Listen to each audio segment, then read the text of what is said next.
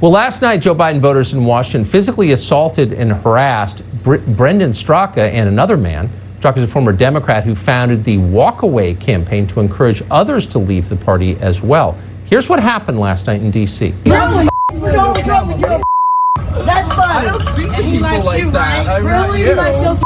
He likes you, don't you? Want to look at little sausage? It's what it's saying. Get away from me. You get away from me.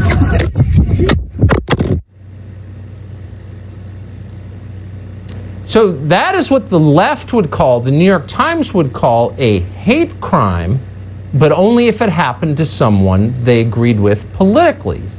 They don't agree with the people in that video, so of course they ignored it completely.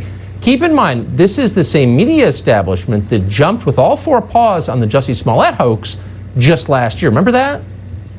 There are many indications of a hate crime here. They are looking for two suspects who were apparently wearing Make America Great Again hats, though that has not yet been officially confirmed. And the media has really cast so much doubt on his story, which I find so personally offensive, that a gay black man is targeted and then suddenly he becomes the victim of people's disbelief. Why? It's so outrageous to me. He said his attackers hurled racial and homophobic slurs at him. And this is America in 2019. These people are such loathsome frauds, such liars. They're saying nothing about this, of course. Brendan Straka is here tonight, joins us live. Thanks so much for coming on. Tell us what happened, where you were, and what these people said to you. Sure. Thanks for having me, Tucker.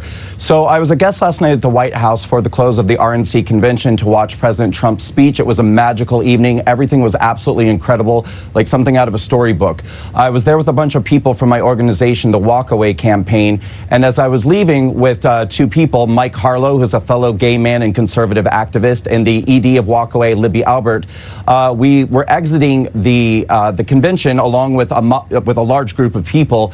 And there was a small group of BLM hecklers there to harass people as they were walking out. The majority of the people exited and went to the right.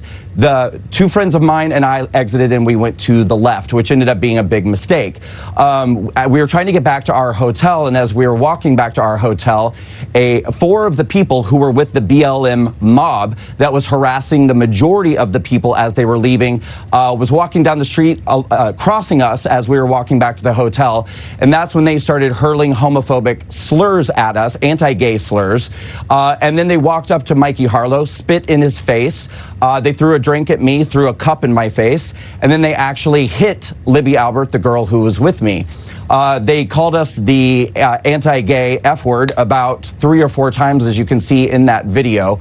And I have to tell you, Tucker, I've endured anti-gay attacks like this actually dozens of times in my life. It's been probably 10 years at least since something like this happened. What made this one feel really, really different was that this time the attackers get to portray themselves as the victims. Back in the day when we would endure homophobic attacks, at least the people attacking didn't have the nerve to say that they were the victims.